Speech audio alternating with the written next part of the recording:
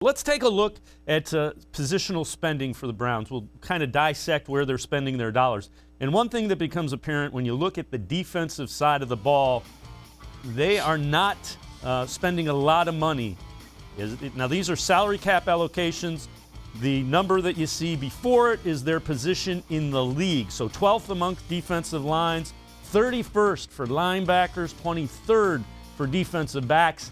Ellis, to me, this screams, boy, they're going to spend some money on the defensive side of the ball the next couple of years.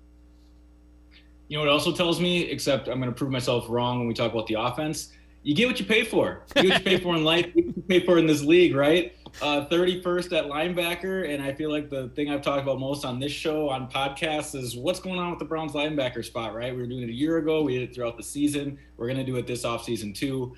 23rd at defensive back tells me they've got a young draft pick they need to lock up and some one-year deals, which is exactly what happened. And then the most productive part of this unit, the defensive line, even though it's not as highly coveted or spent as other positions on offense that we're going to get to, it's still where they're going to allocate the most resources. Had Olivia Vernon not gotten hurt at the end of the year, I think he makes a big impact in the playoffs. They desperately need to find a way to replace him. But to your point, it tells me that they're either going to spend high capital improving linebacker or secondary, whether that's through free agency or the draft.